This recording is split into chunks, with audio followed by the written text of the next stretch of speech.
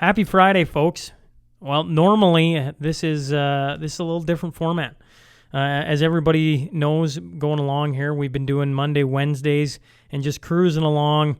But behind the scenes, I started working with the Lloydminster Archives. A lot of people know I'm pretty passionate about the history and the history of our community and all communities, in that matter. I just find history very intriguing, and I started working with the Lloydminster Archives a few months ago, and we started to record some very, very unique stories. And I think we both came to the conclusion it was high time that everyone started to hear about them. So today is the first day, and for the August, September, I'm going to release one every second Friday, and I'll let you guys decide. You know, if it's something you guys really enjoy, let me know. Hit social media and tell me all about it, and and if you don't, that's okay too.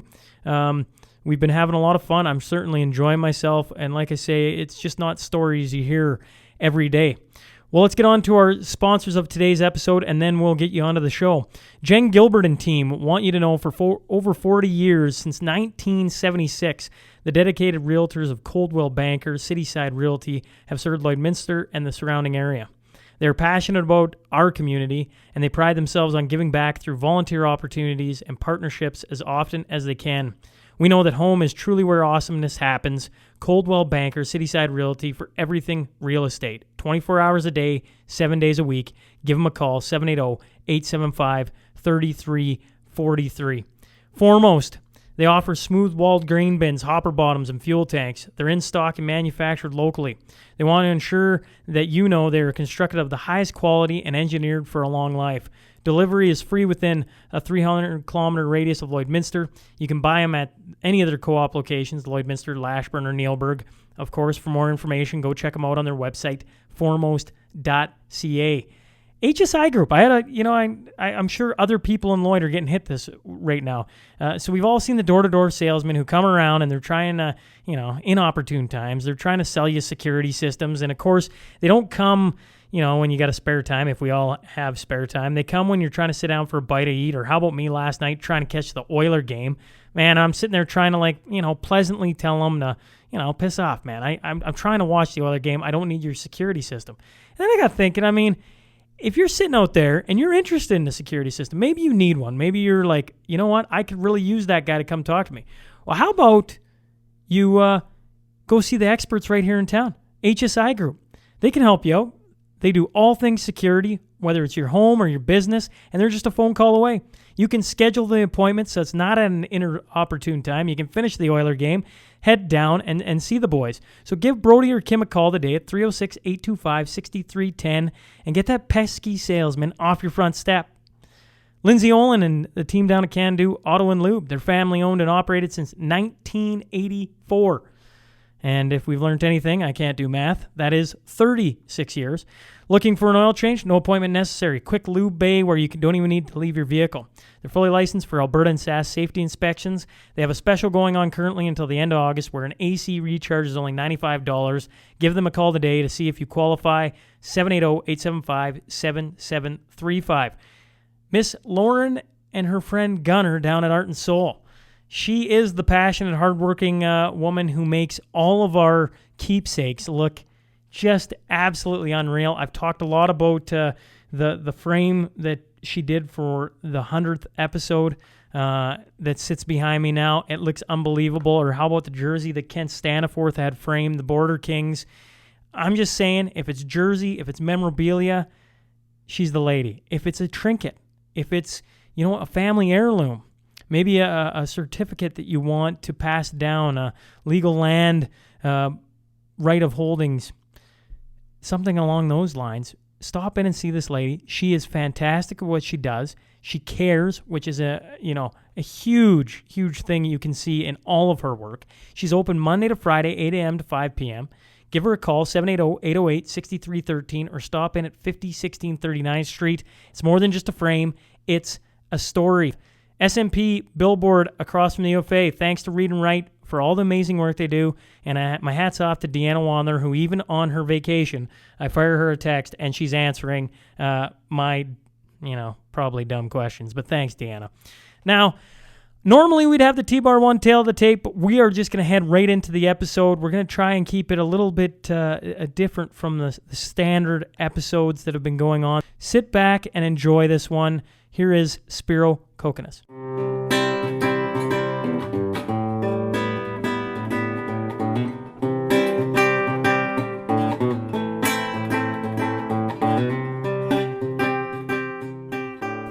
Welcome to Archives recording with Spiro Kokonas on July 19th, 2020. First off, thanks for sitting down with me and sharing a bit about your life. Thank you. Why don't we start back in your childhood, Greece, being born back in the 40s. What do you remember about that time, or what is your first memory maybe as a child? I grew up more or less without a father, almost. When I was born, my father left. And on today's terms, you might say that he left my mom. And he, by the time I was 5, he came back. And he had another 3 children. And then in November of 1954, he left again. He went to Brazil.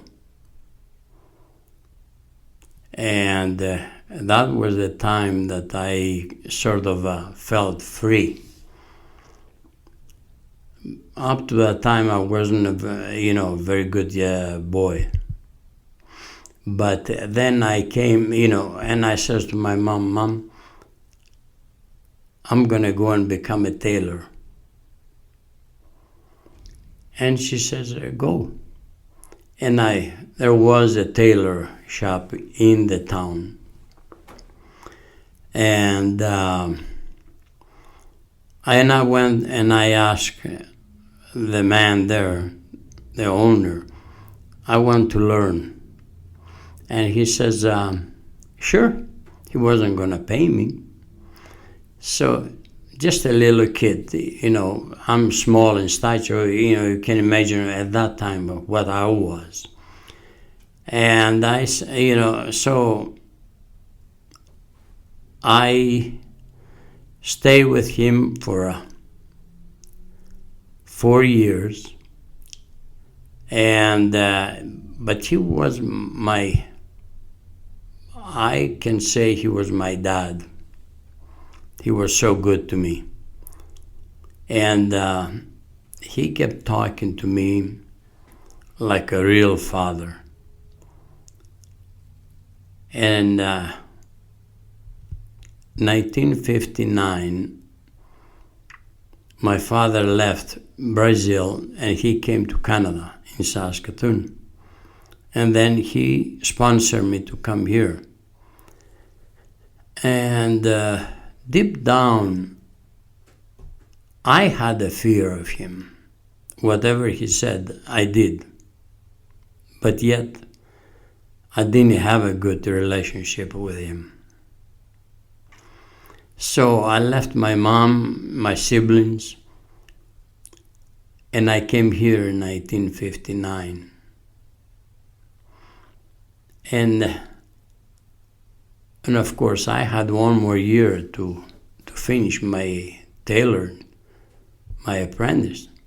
But I dropped that just to come here. And I started working in the restaurant, washing dishes and all this. And then my father left us. He brought my other 2 children, my other 2 siblings. And he left us. He went to down in Winnipeg, with his nephew. So in 1970, my brother, my Jim, he says there's an opportunity in Lloydminster, about the restaurant. And let's go and see it. So we went, we came up here, we saw it. Of course, it looked good. In fact, it was the best looking restaurant, in a small town of 4,000. And so we started working, and by 4 years later, by 1974, Jim, my brother, passed away.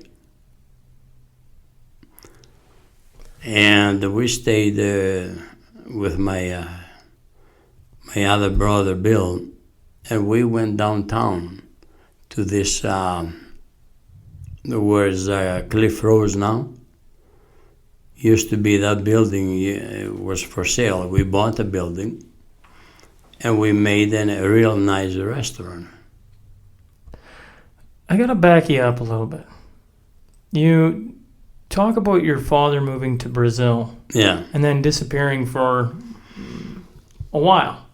Yeah. And a while being several years there.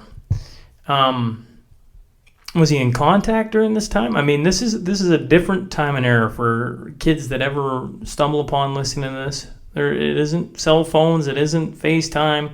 If he wanted to get in contact with you back then, I assume he sent a letter. That's exactly that. Yeah. And he would write, and once in a while, and would send some money, about $20 a month. So what was he doing in Brazil, or do you know? He was just working, whatever, I don't know. But he was working. So he sends a letter saying you're going to Canada then? And then, his brother came from Greece, and he came to Saskatoon. And he sponsored him to bring him from Brazil to here, to Saskatoon. Okay. That's how he came. And then automatically, he sponsored me to bring me here. So when you get the letter saying you're going to Canada, couldn't you just said, "Nah, I'm in my next year or my one more year of tailoring. I really enjoy what I'm doing"? Remember, I was on today's terms, I would say I was abused by him. And whatever he said, almost like I would say yes. When you say abuse, Spiro, do you mean disciplined? Like that way or verbally? Verbally, mostly. And abuse physical too. He beat me up when he was back home. And so I never had a good relationship with him. So why not distance yourself further from that? Why? You must have been petrified coming across to Canada. Yes, and I was petrified from him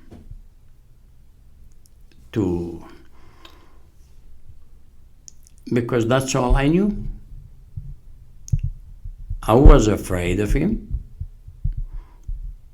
and yet I didn't like him, but at the same time I was afraid of him. Whatever he said, yeah.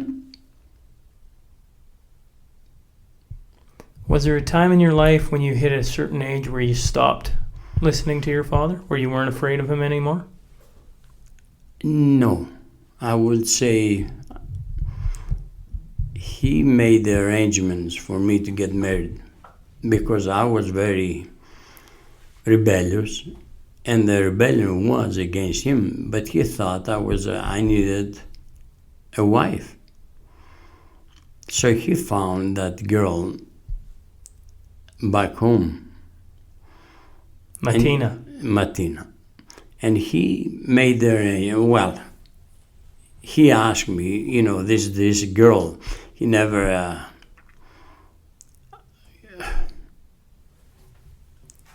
said, would you like to get married or anything? So almost he says, I have this girl, comes from a good family. I knew the family, and that was a good family. And he says, you want to get married? I mean, I was, when he made that proposition, I was only 21. And she was 17. So she, I said yes.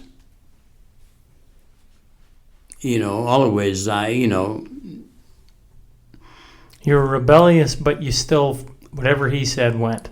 Yes, because of fear. What does rebellious mean to you? What when you say rebellious, I think of a kid staying out after curfew or drinking a couple too many beers or. To me, rebellious is you come against the society, or in this case, come against my father. That is a rebellion. And that's what I was.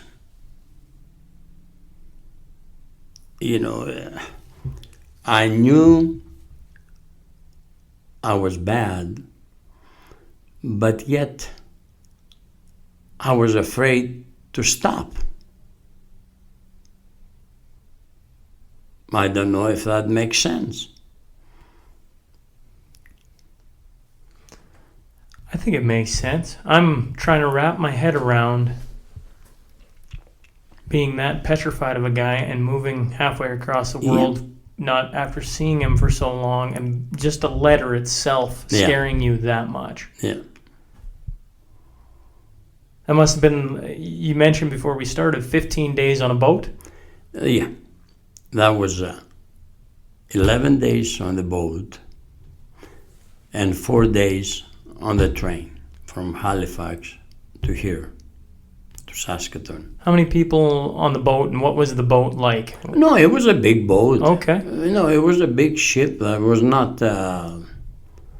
just a little boat. We call it a boat, but, it was a...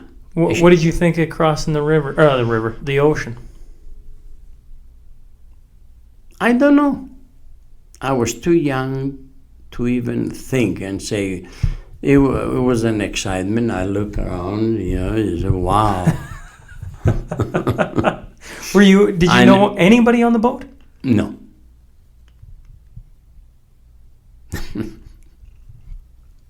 Man, that's I met people. There were 4 people staying in a cabin, and I met them, and most of them went down to Toronto.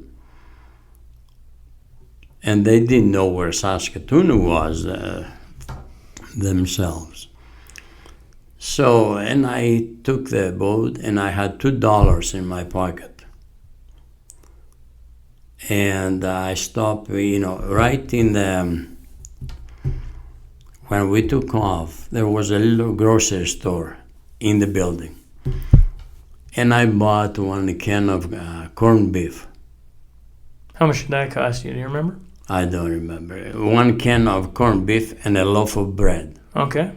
Obviously, it was less than $2. Yeah.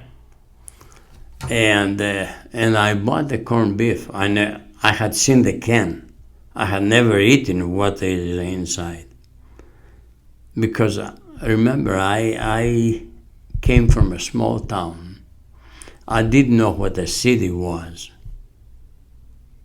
Just a small town. And but I bought that can because you had a little thing there to open it. Yeah, pop tab or whatever you want to call it. Yeah, and that's the reason why I bought that. So you could get into it. Yeah. You didn't need the special tool or whatever. Exactly. So I started digging in there, and I ate a couple of times, but the next day it was kind of hot, at that time, and it turned white on the top. It had fat in it, and it turned white, and I thought it was a mildew. And I threw it out the second day. And by the time I came in, the bread was dry, those little slices of loaves, with sliced bread. And it was dry, and then I threw that out. And I came with 2 days that I had not eaten anything.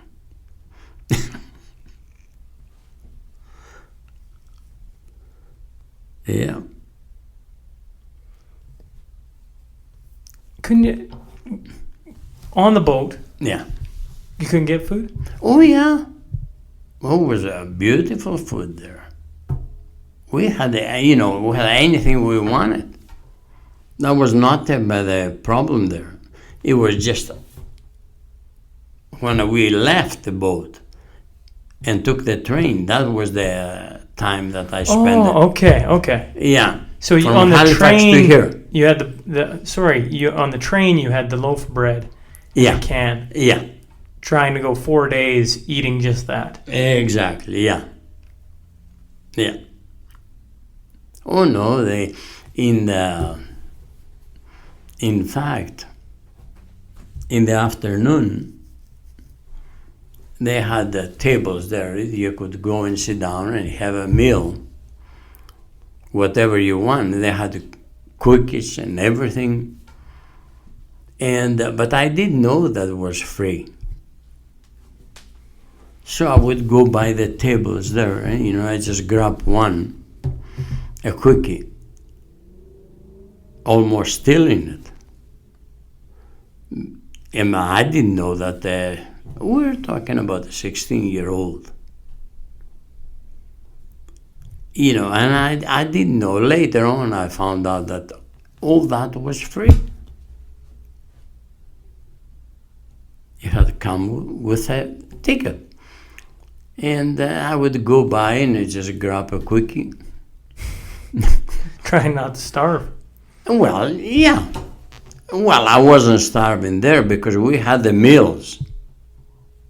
But in between, in the afternoon, you could sit down there and have a tea and a quickie, and then supper time come along. At the supper time, we had a big meal. That was not a problem. But what I'm saying is that I like the cookies, but I didn't know that I can have them.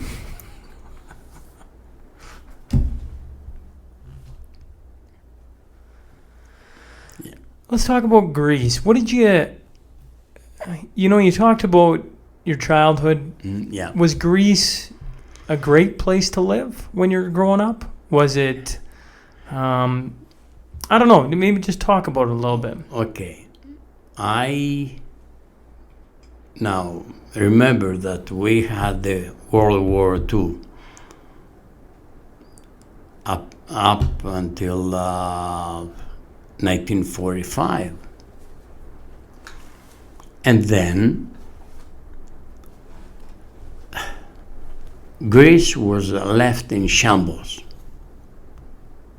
The whole town I grew up in, it was burned. From the war? From the war. Then, right after the 1945 became the Civil War, because who's going to take control of Greece? The Germans left, and there was the Civil War. Who's going to take over and be in control? And that will cause, the worst than the Germans did. Yeah. A struggle for power now. Exactly. And that's what happened there. And Greece was not a very good place to be in at that time. And that's why my father, and Canada opened up the doors. Canada, United States, Australia, and there was from every household there had to be at least one person had left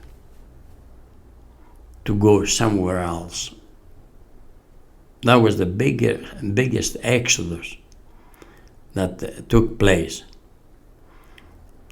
So, and that's where, my father left Greece in 1952 to go to Brazil. He stayed there for 4 years, 1954, I think, in 52. And, but there wasn't much better. And then Canada opened the doors, like I said, and my uncle came, there was some people, Greek people, that they had a restaurant. They had been here before the war, and they had established themselves, and they start sponsoring People to come over and work for them. That's where my uncle came, my father's brother.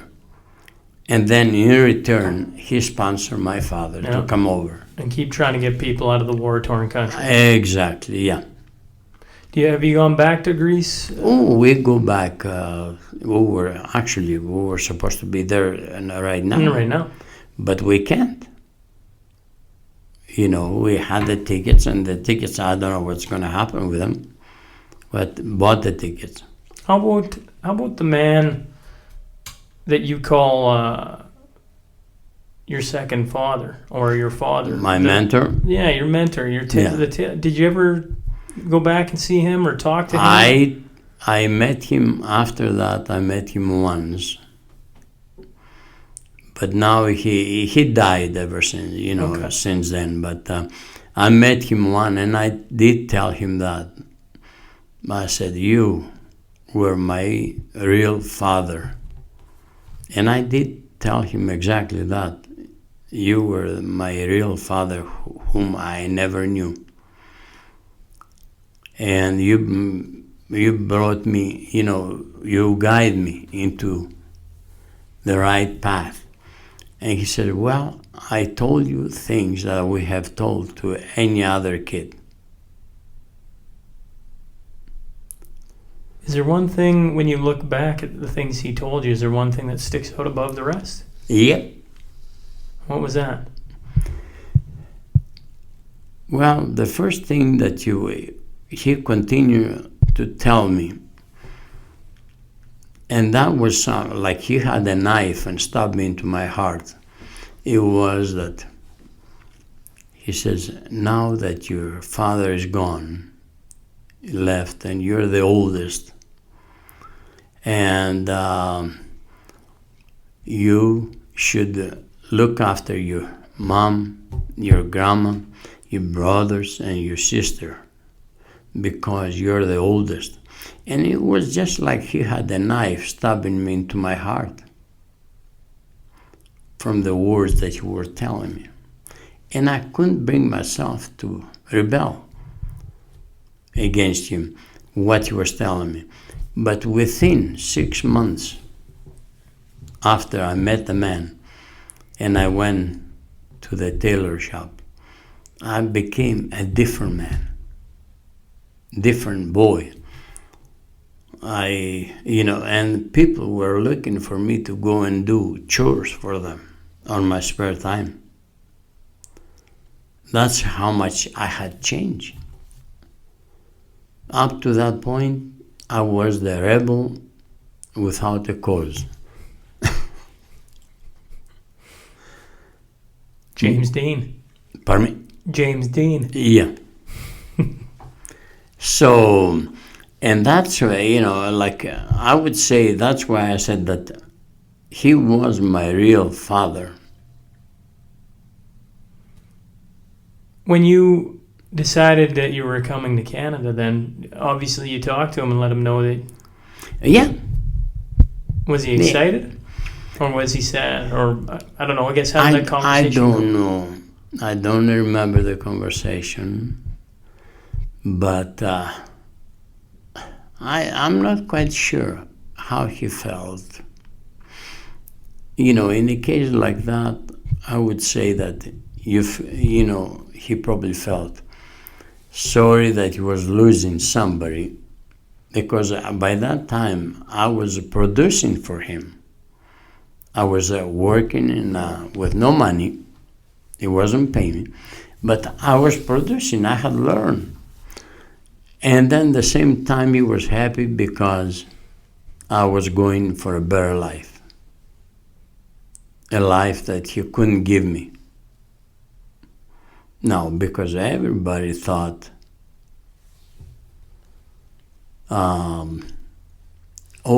Canada, United States, there's money. You just go and you find money on the streets. That was the thing there back home, that money was just everywhere. Never talk. They say, well, you have to work hard. But I had heard that, say, money's on the streets. So, and he was happy for me to come to Canada. Do you remember what you first thought when you landed on Pier 21 out at Halifax?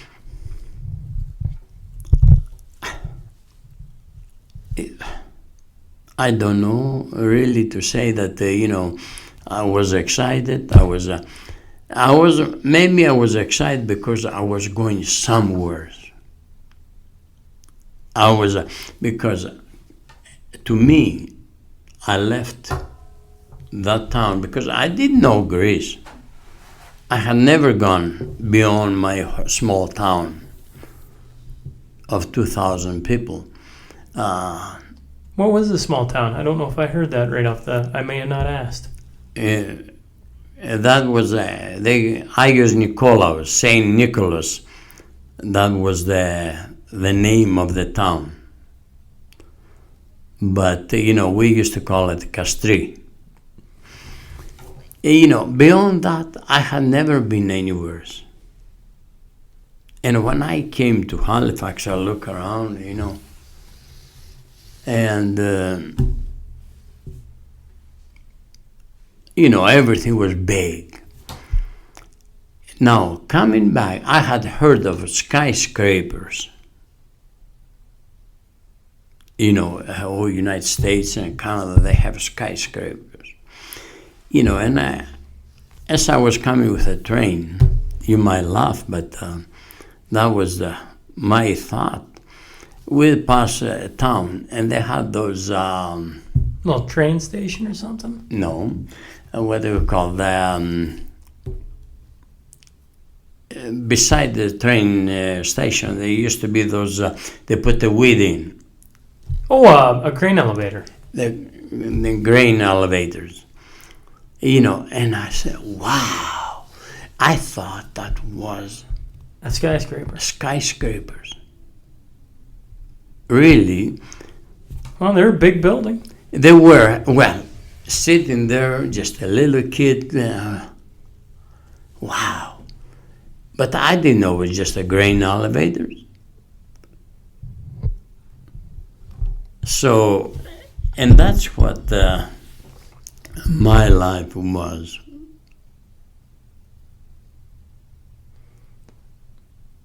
Do you remember your first winter? Here? Mm-hmm. Oh, yes. I remember the first winter was... We had snow in, I think it was about middle of September. September that year? And it didn't stay very long, but, okay. But I remember, I said, wow, snowing, but still, I was happy because that was, and Saskatoon was not such a big city, but it was the biggest city I ever seen, was, I would say, about 80,000 people at that time, if that. And that's where we were staying, and I saw the snow middle of September. I never did ask about school. Did you go to school when you got here at 16, or are you right No. to the workforce? No. Right to working. Yeah. What grade did you go to school back home then? 6. What was school compared to here? Can one-room schoolhouse or? No, it was, we had, they were in doubles. There was a grade 1, one class, grade 2, another class, and then it was 3 and 4 joined together, and 5 and 6, another class. But that's all it was. And the school still stands, but there's no students there anymore. No kids. It's empty. Why stop at grade 6? I don't know. I didn't care very much for learning. And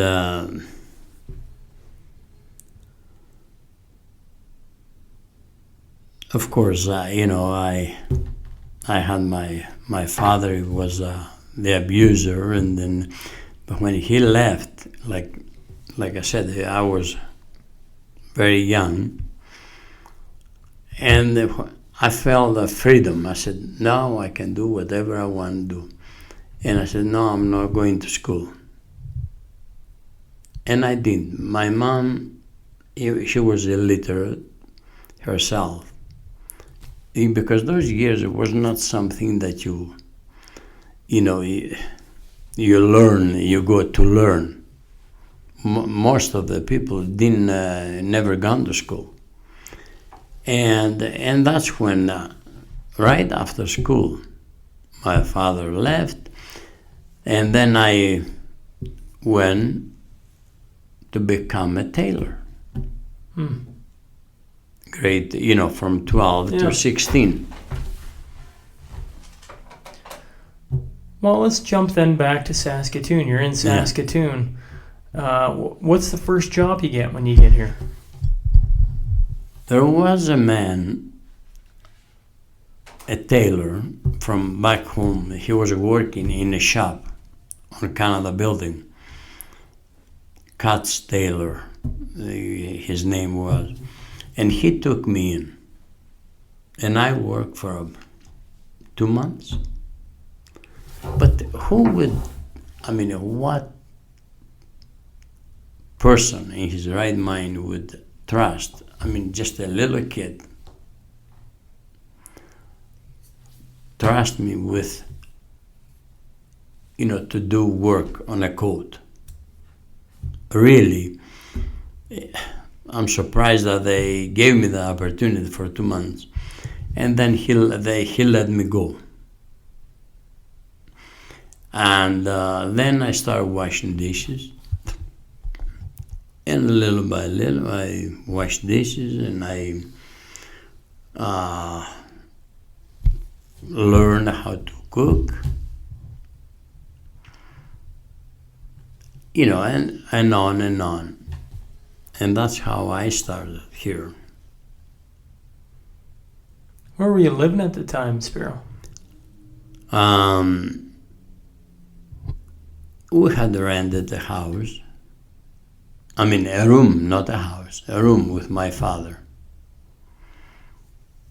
And then when I got married, then we moved to another apartment.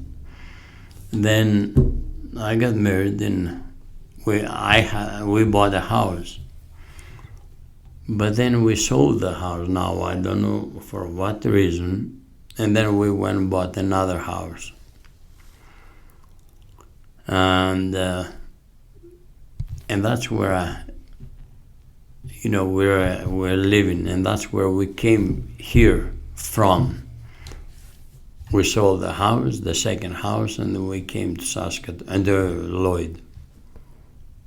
You mentioned your arranged marriage to Martina. Yeah. Do you remember what you first thought when you met her? Not really. You know, at the age of 22, and she was 18, everything looks rosy. And we had 40 days to get married. What do you mean 40 days to get married? From the time she arrived until we get married, the government would give us 40 days. Or else she had to go back. Okay. So in 40 days we got married. So on day 40 you guys get married? Well, I'm not sure. Ballpark. 40, 39, sure. Around that, But that's all we had, 40 days. So what did you do in the 40 days? Leading up to the wedding? Well, we stayed in the same house that we had bought. Of course, we had separate rooms. My father was staying there, and me, and I, if I remember correctly, my next brother, Jim, did arrive at that time from Greece. And my sister was there too. My sister and my wife, they came together. And so we were all staying in one house. Yeah. Do you remember the day you got married? April the 30th. And did you just go down to the courthouse then? No, we had a church wedding. Yeah? Yeah. Now you've been married, what did you say, 55 years now? 55, yeah. In a world where divorce and such is commonplace, how have you made 55 years of marriage work? Well, we did have our ups and downs. To say that it was everything rosy, no. But you know what? Sometimes, as we say, it takes two to tango. So we never really considered that separation, divorce. Now, on her part, I believe that would have been a bad name for her family, that their daughter got divorced. On my part, really, I can't really say that why, but I'm not the type that I jump off the train and say, well, I don't want this road. I'm jumping off. No, I was never like that.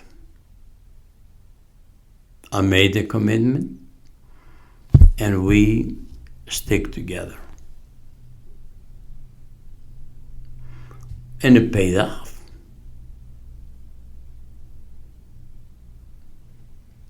How about kids? We had 3 children. The 2 boys and 1 girl. Of course, Maria. She's the youngest. And Maria was born here in Lloyd. The other 2 were born in Saskatoon. We came when they were little. But we have a very good relationship with all 3 of them.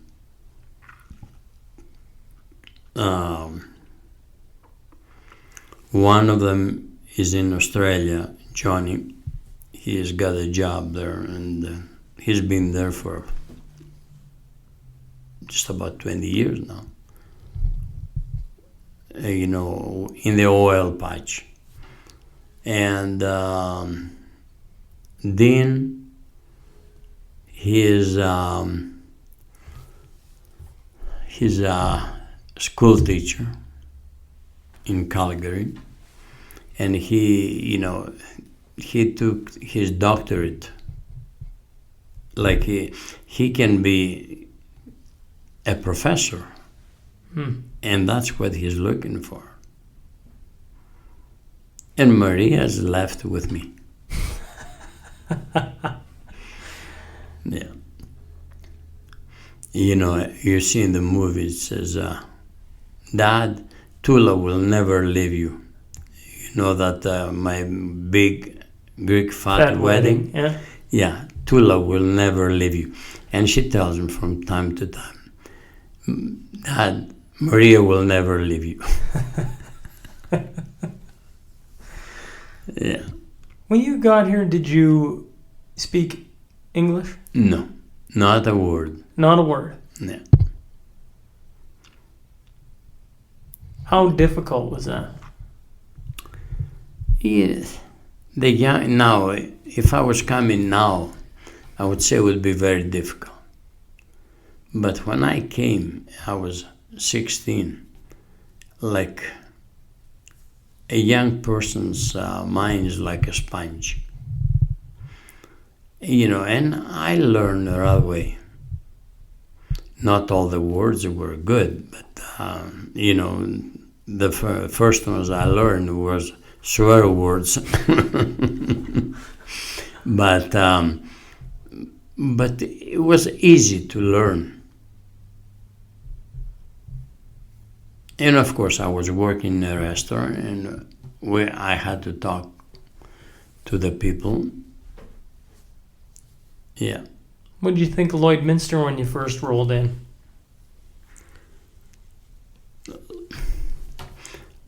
At that time, Lloydminster was 4,000 people. And we came for that purpose, to operate the shell. And we got involved in it.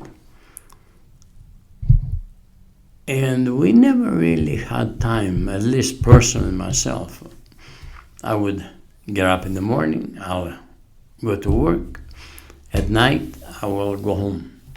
The other two, they were younger, and they will go to the bars. But I was never going to the bars. Why not? Well, remember, I had 3 children, Yeah. a wife and 3 children. And I spend more time with my, at home with the children. So I don't know really to say that, but I was not a drinker. And if we ever went out, we went out together.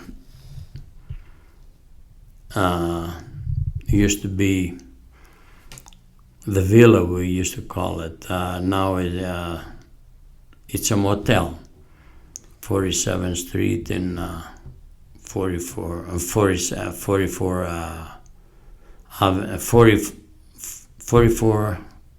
Avenue and 47th Street, or 44th Street and 47th Avenue. There's just kind of a motel there. Okay. And then that's where we used to go there. And in fact, I did write here a poem. And I had the band there to sing it. We danced to it. Really? Yeah. It was a special night then? No, not really. Not really. No.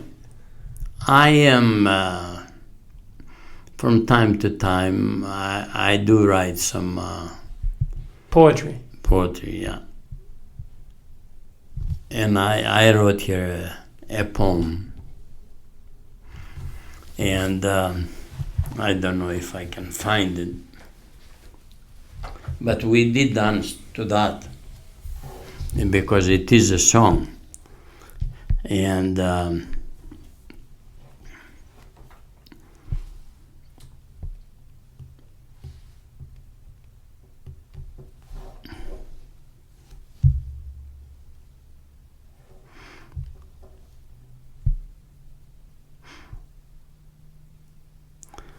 so you go ahead.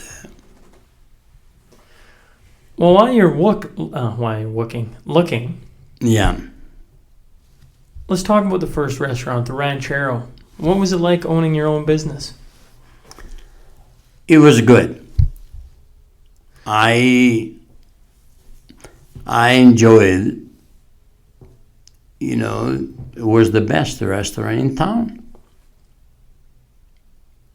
Even though it was a shell, it was the best restaurant in town. And Is that the poem? Is that the poem? Yeah. No.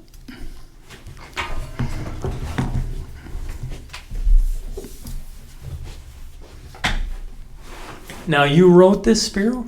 Yeah. For your wife? Yeah. Okay, it says hand in hand.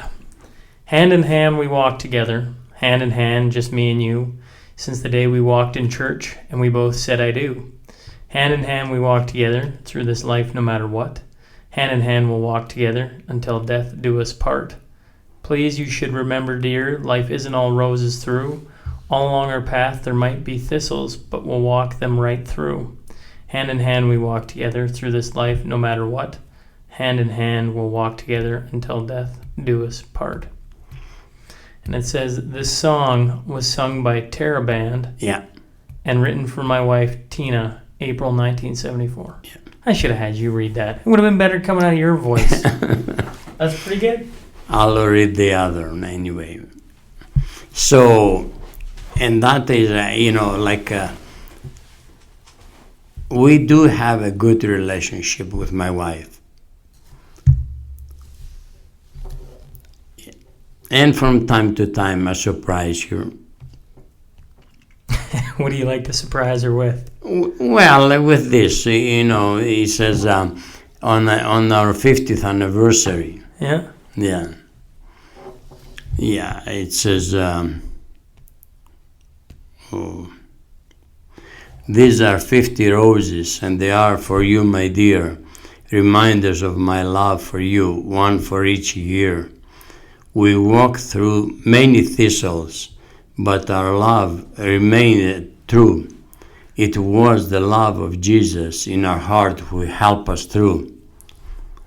I believe in God who loves us, and in Him I put my trust. He will give us many years until death do us part. So today, my lovely bride, in the presence of our friends, I will tell you that I love you, and I love you until the end. Do you ever look back on your life, Spiro, and go, you're very fortunate to have your wife fall or come to you that way? No, I don't look back that, but I do look ahead. Now, life is not a bowl of cherries. Love is, marriage is what you make of it. Because there are two people, and they trying to, yet we have our own ways. We try to persuade the other person, but at the same time we should accept the other person for who they are. And say, well,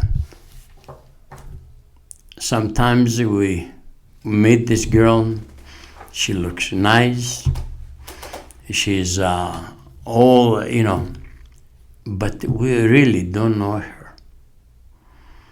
I don't think that if you meet a girl down the street or in a bar or, I don't think you know her. Just like I didn't know my wife. And she was on the other end of the, I get what you're saying. But say, well, I met her, and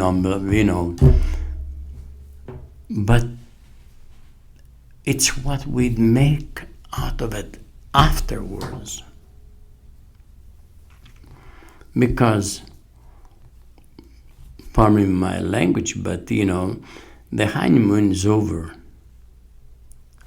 A year, 2, at the most. Then comes the hard work. It's not something that you say, well, we're going to live a honeymoon life for 55 years. That's not how it works.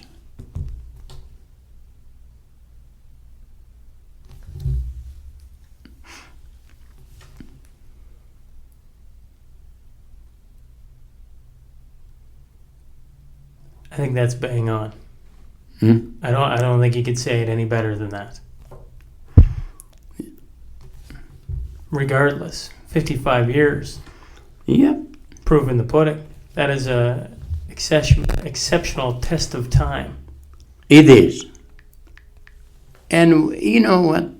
We still, today, we never go to bed without giving a kiss to each other. I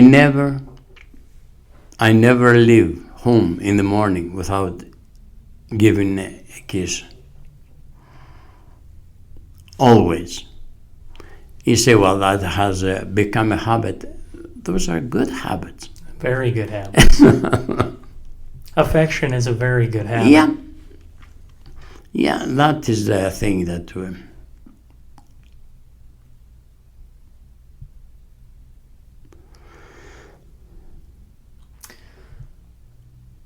When we talk about your kids growing up, yeah. was there things that what was some of the lessons you tried to instill in them? Or teach them? I don't know if you can teach your kids by finger. You have to teach your kids by example. Because my father tried to teach me by beating me up, and I went the other way. But you see, the kids need, anybody's kids, they need to say, show me, don't tell me. There is a song, I forget and she was saying, show me that you love me, don't tell me. And that's what anybody's kids want. Some parents and many parents, they trying to say, don't do as I do as I say.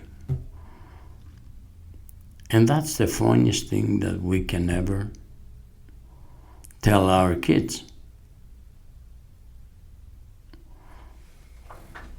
Right? Yeah. Doesn't matter, you have little kids.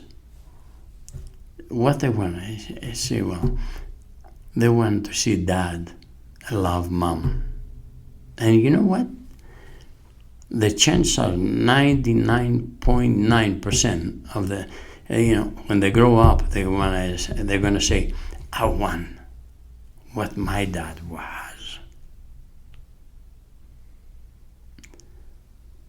But if they, if they see different outside of the home and different inside the home, they say, well, I don't want to live here. That's a funny thing. And kids can find that out pretty darn quick. Oh, can't they, yeah, they can. Ever since they are little. How about the 80s? We were talking about him before. Peter Gulak. Gulak. You know, one of the things that is written about you in the 2003 book of history or whatever on Lloydminster is his name comes up. And a couple of things I've read about you, his name comes up just as somebody who, and correct me if I'm wrong here, but in the 80s, the economy was very bad.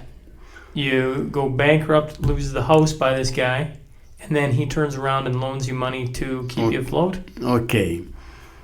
In the 80s, the economy went bad, really belly up.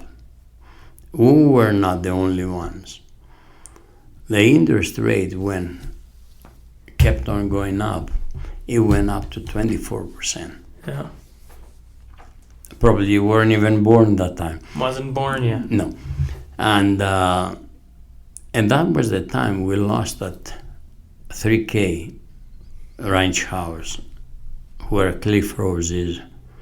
We lost the business, we lost the building, and then along with it went the house.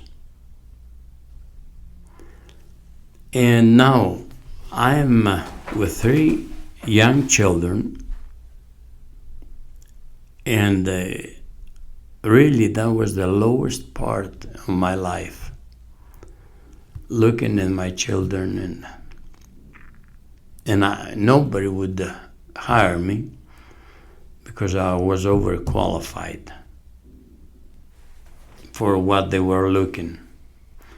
Now, I did work at the Wayside Inn, what is now, I forget. And then the chef, after 2 months, he fired me. And then about a month later, he quit himself. And I looked for a job, and nobody would hire me because they asked, "You have experience?" I said, "Yeah."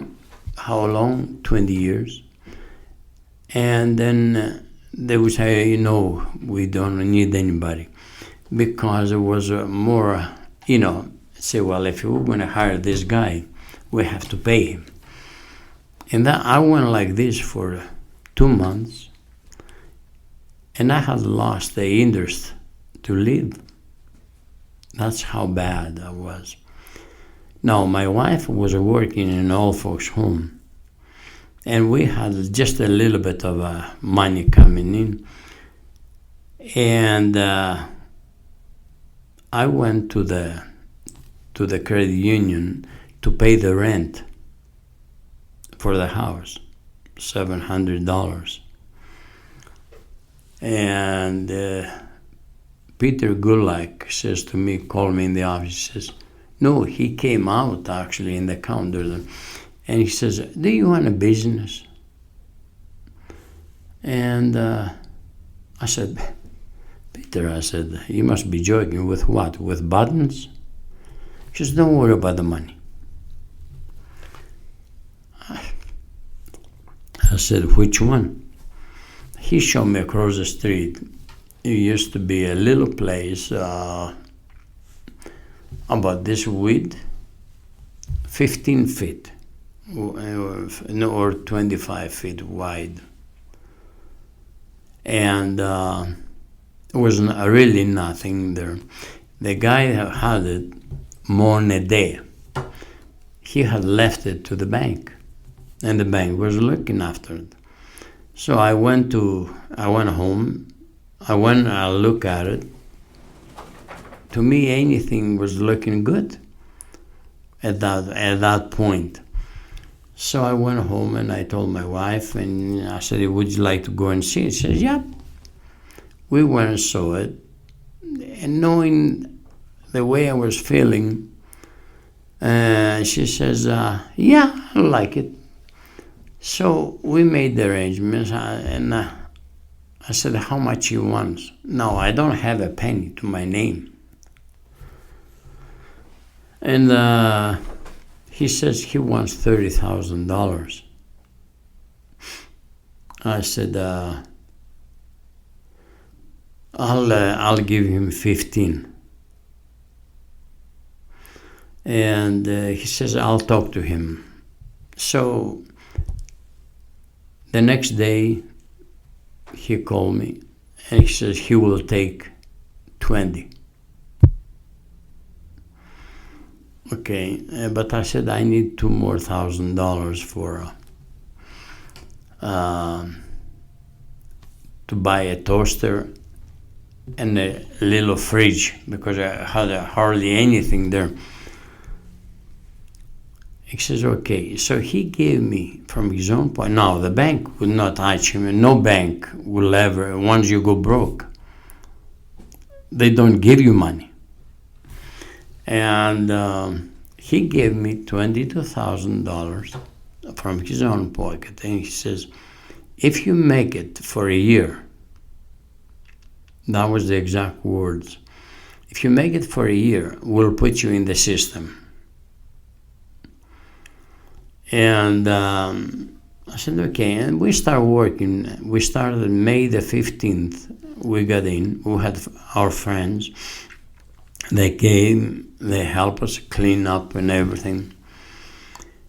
And we started working on May the 15th. And little by little, we call it the lighthouse. Why did you call it the lighthouse? Because ships that are in distress, they have the lighthouse as a guide.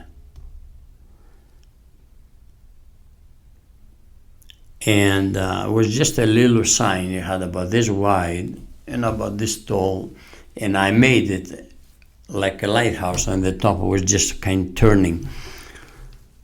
And we started working, and we made, we started accumulating a little bit of money. But at the same time, I opened up a catering business. From that place, we were doing catering. We went in every place. I went to as far as on the other side of North Balfour. Up north, I had gone many times down doing catering. Wherever they called me, I went. And we called the Sunlight Catering. Now, not with a U, with an O. The Son of God. Catering, the Sunlight Catering. And we start working hard. During the day we open from 8 o'clock in the morning until about 5 or 6 o'clock in the afternoon. And then from there on I would do a catering. I would go out to different places and do catering. And that's how we started. And that was the time that we started putting the banquets at the Anglican Church Hall for people on Thanksgiving Day. And we started putting the catering, banquet. A meal for people that couldn't afford one. Exactly. And we had 300, 350. We would fill up the place. Why did you start the Thanksgiving supper?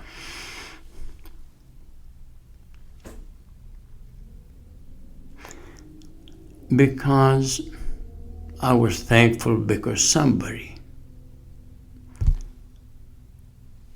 saw something in me and invested himself the $22,000, knowing that he might lose it. And each and every one of us, we need an opportunity given by somebody else. Now, say, well, do you know that if you ever reach anybody? I don't know. And that's not the point. All I stood up there and I would just give them a little bit of my testimony, how this one man helped us. And I told them that God loved them. And that was because God loves us all equally. And, and I say, sometimes we feel that we're isolated from man and from God. But no, maybe people might isolate us, but God never does that. And that's how we started. And then, I don't remember, 2 years, 3 years after, he called me back and he says, do you want your house back? I said, Peter, I don't have this kind of money, $70,000 to pay for the house. He says, no. He says, from now on, the rent that you're paying, $700 a month, will become a down payment for your house. And when you end up with $5,000 in the bank, then we'll turn it over to you. That was a good deal. I couldn't go wrong with that. And he gave us our house back. It's pretty powerful stuff for a guy to change a life like that. Yep. Yeah, and that's what, then I realized that it wasn't me that he was doing it for. He had done it to many people. Because whoever I have told the story, he says, yeah, that was Peter. And some people say, yeah, he done that for me. Is Peter still alive? No, he's dead. Yeah. And then after 7 years, we sold the place. And with a little bit of money that we were left with, we went down to 7-Eleven Mall. And we started a little place, 25 people again sitting. And we started, little by little. Meanwhile, we took the place, somebody else opened the old place, the 3K.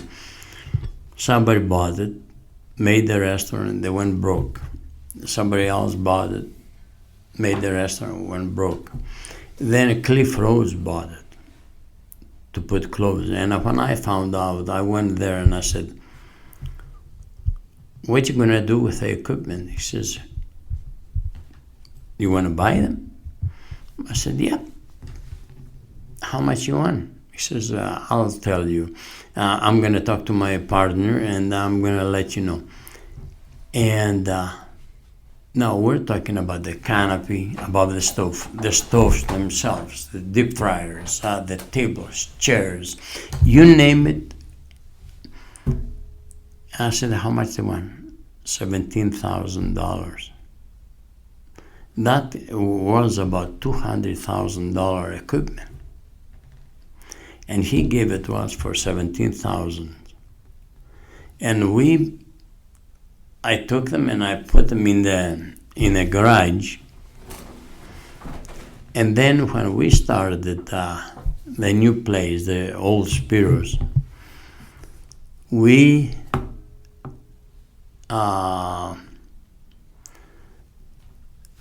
like I didn't put any money of my own, but I had the equipment.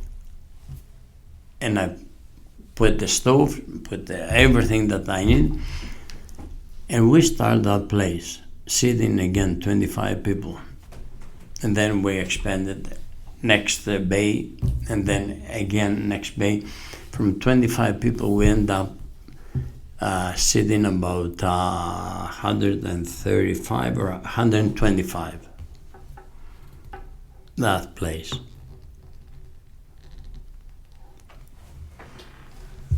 And we stayed there for 18 years.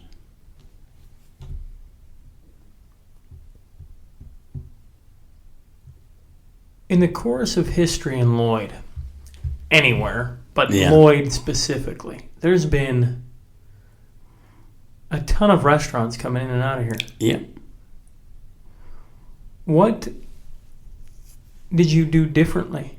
Or what separated you from everybody else?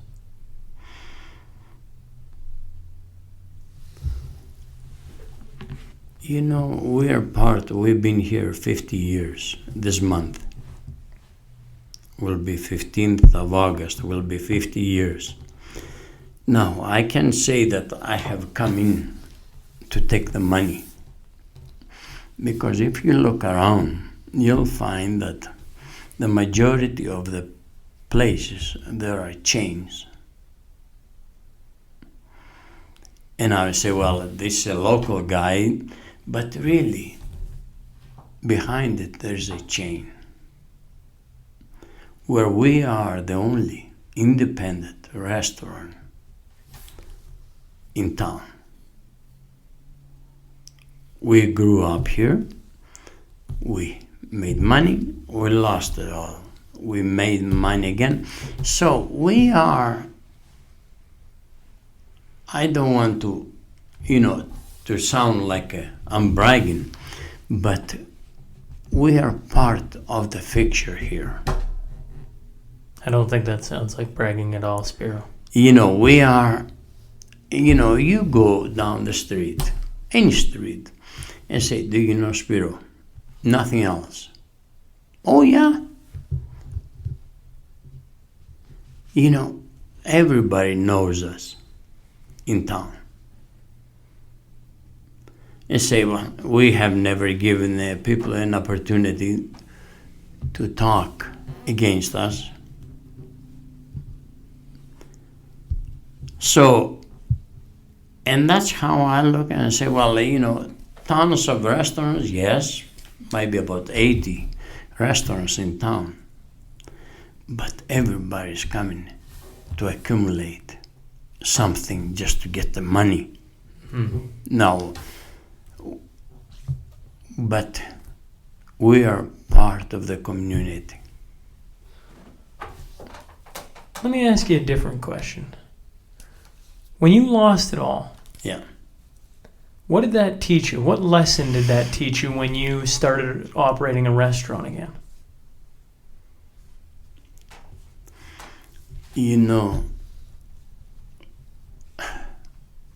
When we opened up the restaurant, the 3K, and I look back, and if I have to be honest with myself. At that time, it was you could shoot a cannon down the main street and hit not a soul. It was that quiet. It was that quiet. But there was something there that that's where pride had come in. And say, well, at least personally myself, we're gonna build a restaurant, but deep down it was I want to be the best restaurant. I want to do this. I wanted to do this, and the bank did not give us. The bank we were dealing, he says, I can't give you money for that because the economy is bad. And it's not good to open up a restaurant now. The manager from Bank of Nova Scotia at that time told me. And almost like I felt so bad. I said, oh, scum. And I went to FBDB, Federal Development Bank. And they were charging quite a bit more money than the local bank. They did give us the money, but so you see, I had the warning, but the pride was there. I developed a pride myself. I said, no, I'm going to show them fun. And that's where I look and I say, that's where we made the biggest mistake. If I had listened to the bank at that time, Nova Scotia, when he said, the economy is not good now, I would have never gone through all that turmoil.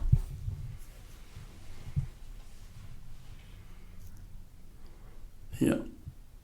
Certainly going through the turmoil was part of the experience, though, of learning those lessons. No?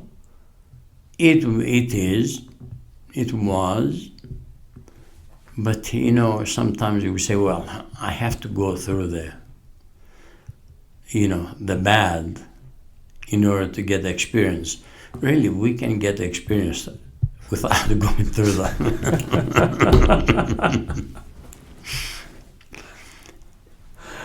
That time, actually, I had lost. I look at my children there, and I had lost the will to live. Quite a few times, the thought turned my mind to end my life. That was the lowest part of my life. Yeah.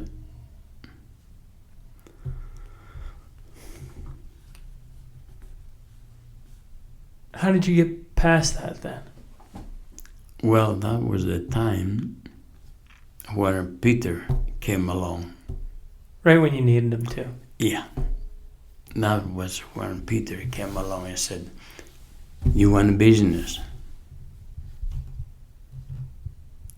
And that was the lowest part of my life at that time. And to me, that little place, that 15 feet place, a wide place, that was the best place that I ever had. Because that saved my life. Yeah. I said it once before, and I'll say it again. That's powerful stuff. You just never know when you put out an olive branch like that, what you're doing for a person. Yeah, and you know what? That's where we come in. You say, well, that was Peter.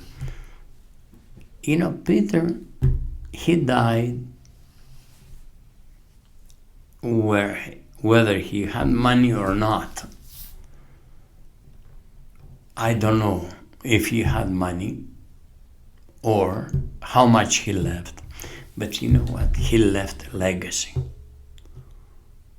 Not just to me. You ask anybody in town, just to prove yourself. You ask anybody in town, do you know Peter Gulak? Oh yeah. What was he like? And they'll give you a story. If you ask some older people, you'll find out that I would say 1 out of 10 is being helped by him.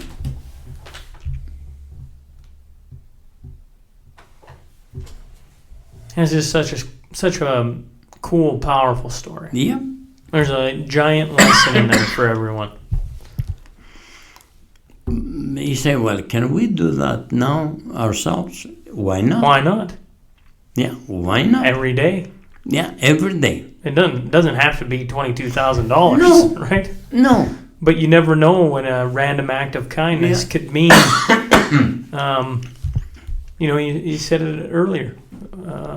Everybody needs somebody to believe in them, and you just never know when that little bit of belief in somebody's idea will fuel the fire. That's all right. Yeah. Yeah. Well, before I let you go, I got a couple quick little questions. We can take as long as you want. Looking back over your lifetime, what would have been your favorite decade? If you're picking the 70s, the 80s, the 90s, the 2000s now, is there a time you look back and No. just enjoyed life?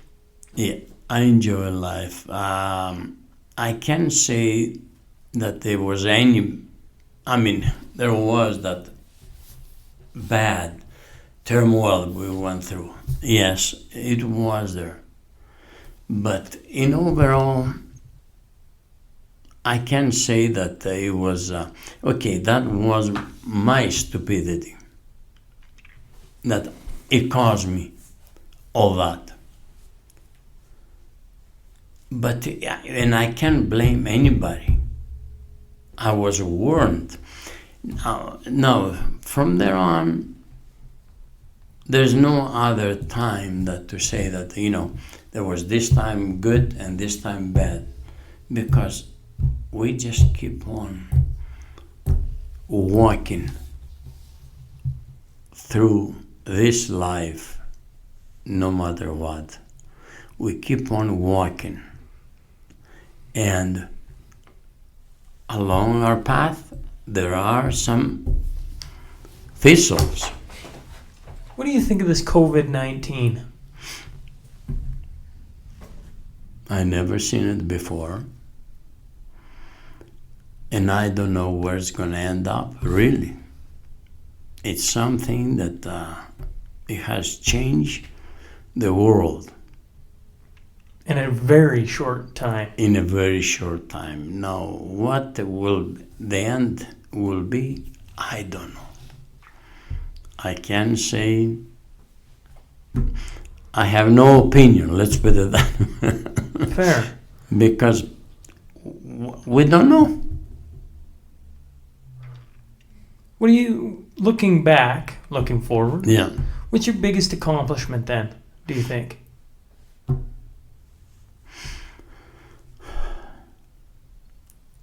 The biggest accomplishment in my life is that I have left a legacy to my children, to my family, and to the world. You say, well, that's kind of bragging. No, it isn't. We always strive, and remember I talked about my mentor. Because he did something for me, I mentioned him. He was a good man. Mm-hmm. And that's what we need to live for the next generation, to say, well, I know Peter Gulak. I know Spiro Kokonas. I know Sean Newman. Yeah. So you see, because many people die and they're forgotten because they never left anything for the next generation. Well, why don't we leave it there? I've really appreciated you coming in and sitting and sharing a piece of your life story with us. I think I've been fascinated. I hadn't heard much about your life, Spiro. I'm like I said off the top, the start of this, I've definitely been through your restaurant several times. I've seen you in passing. I've heard some stories, but to hear it firsthand and hear you tell it is It's been a very enjoyable hour. Well, thank you very much. Yeah, I appreciate. Yeah. I don't really sit down and talk about my life. But you know what? Life itself talks about us. Well, thank you. Thank you. Hey folks, thanks again for joining us today. If you just stumble on the show and like what you hear, please click subscribe. Remember, every Monday and Wednesday, a new guest will be sitting down to share their story. The Sean Newman Podcast is available for free on Apple, Spotify, YouTube, and wherever else you find your podcast fix. Until next time.